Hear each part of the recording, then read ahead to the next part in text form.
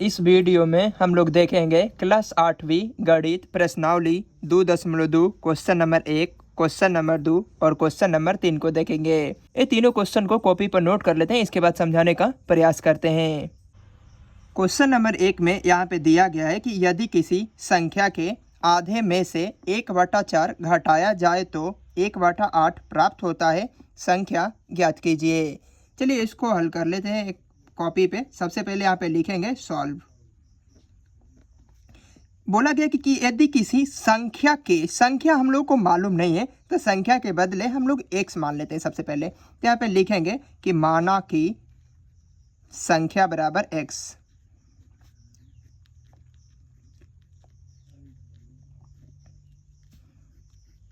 बोला गया कि संख्या के आधे में से अगर कोई कहे कभी भी आधा भाग, तो आधा का मतलब होता है 10 का आधा, तो 10/2, यानी कि इसका उत्तर हो जाएगा 5। अगर x का आधा भाग बोला है तो x/2 करेंगे हम लोग। यहाँ पे लिखेंगे संख्या का आधा भाग,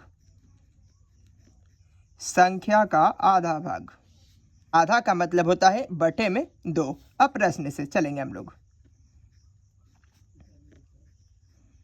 गया है कि यदि किसी संख्या के आधे में से, तो आधा भाग लिख लिया यहाँ पे कि x/2 है। बोला गया कि 1/4 घटाया जाए, तो हम लोग 1/4 को घटा लेते हैं संख्या के आधा में से। तो बोला है कि 1/8 प्राप्त होता है, बराबर में 1/8 प्राप्त होता है। अब इसको हल कर लेंगे हम लोग। तिर्यक गुणा कर लेंगे, 4 में 1 से गुणा करेंगे 4x माइनस 2 में 1 से गुणा करेंगे 2 एकम 2, और नीचे गुणा करेंगे 2 चौका 8 होता है, और बराबर 1/8 का 1/8 लिख लेंगे हम लोग। यहाँ पे जो 8 है भागा में उस साइड जाएगा तो गुणा में हो जाएगा, तो 4x माइनस 2 और 8 एकम 8 होता है, और बटे में 8 है। यहाँ पे 8 से 8 को काट लेंगे, 1 प्राप्त होगा। तो यहाँ पे 4x माइनस 2 बराबर 1। यहाँ पे -2 दिया गया है, अगर बराबर के उस साइड जाता है तो +2 हो जाता है। यहाँ पे 4x का 4x जोड़ लेंगे, 2 और 1 3 होता है। इधर 4 गुणा में बराबर के उस साइड जाएगा तो भागा में हो जाएगा, तो 3/4 हो जाएगा। इसीलिए x का जो मान है वह 3/4 है। हम लोग शुरू में संख्या को x माने थे, तो यहाँ पे लिखेंगे अतः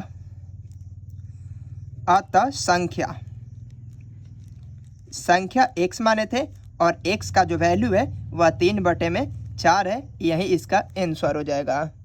अब क्वेश्चन नंबर 1 को देख लिए, अब देखेंगे हम लोग क्वेश्चन नंबर 2 को। क्वेश्चन नंबर 2 में दिया गया यहाँ पे कि यदि किसी आयत की लंबाई और चौड़ाई का अंतर 5 मीटर हो और परिमिति 110 मीटर हो तो लंबाई एवं चौड़ाई ज्ञात करें। यहाँ पे बोला गया है कि आयत की लंबाई लेना है और आयत की चौड़ाई लेना है, और जो दोनों का अंतर है वह 5 मीटर का है। तो सबसे पहले यहाँ पे लिखेंगे सॉल्व, और सबसे पहले यहाँ पे आयत की लंबाई की बात की गई है, तो लिखेंगे यहाँ पे आयत की लंबाई, माना कि आयत की लंबाई बराबर x।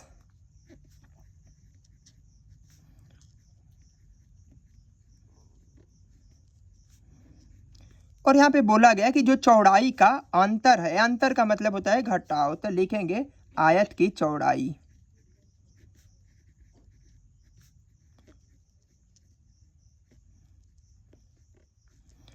जो लंबाई है, लंबाई x और चौड़ाई 5 है, वह अंतर बोला है, अंतर का मतलब होता है घटाव, तो x - 5 यह चौड़ाई है, x - 5 यह चौड़ाई है। अब प्रश्नानुसार या प्रश्न से लिखेंगे। यहाँ पे बोला गया कि यदि किसी आयत की लंबाई को x मान ली है, चौड़ाई का अंतर, लंबाई और चौड़ाई का जो अंतर है वह 5 मीटर, अंतर का मतलब होता है घटाव, और परिमिति 110 मीटर है। तो परिमिति का मतलब होता है परिमाप, तो यहाँ पे लिखेंगे आयत का परिमाप। आयत का परिमाप दे दिया गया है 110,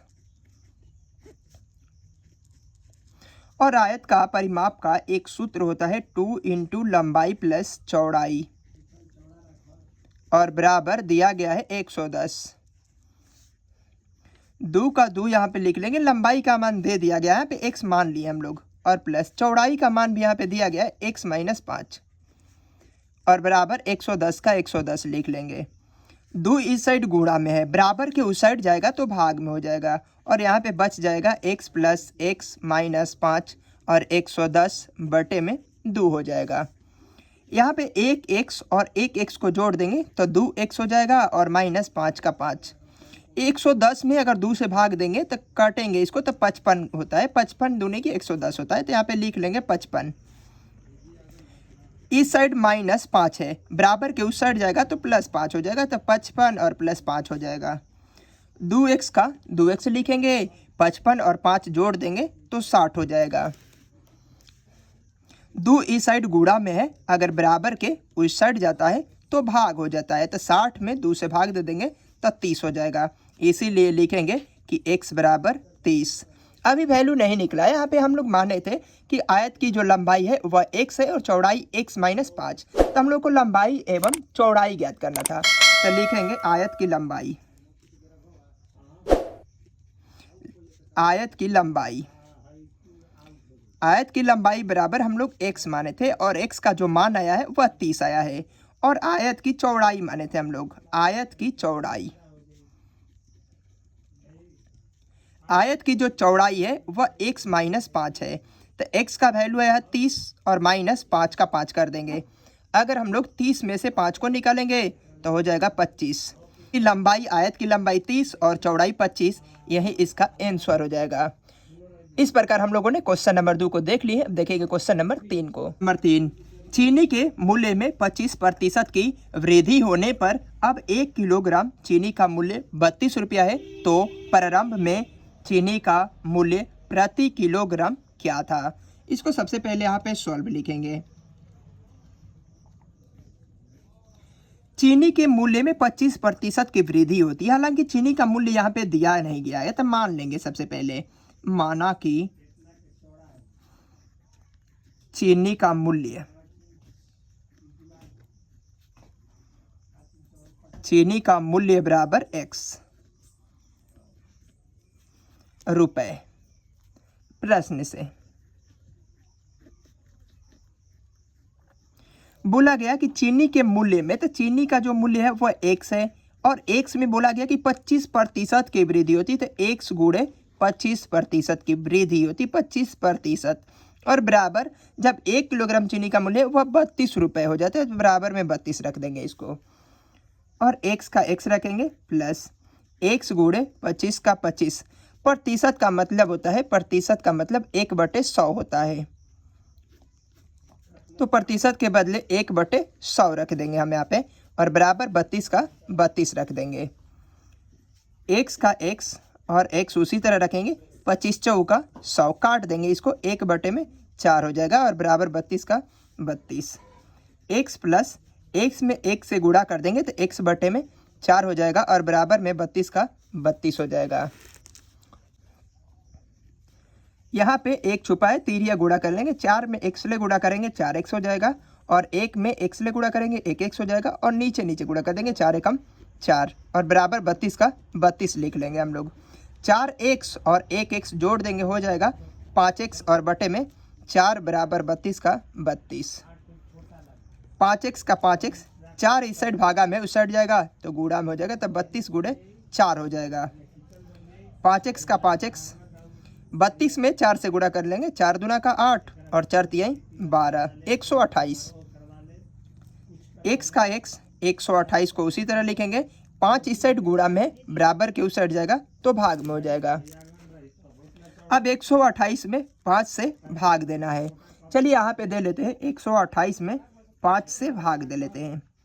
5 दूना का 10 होता है, 12 में से 10 जाएगा हो जाएगा 2, ऊपर ले उतरेगा 8, 5 5 25 होता है।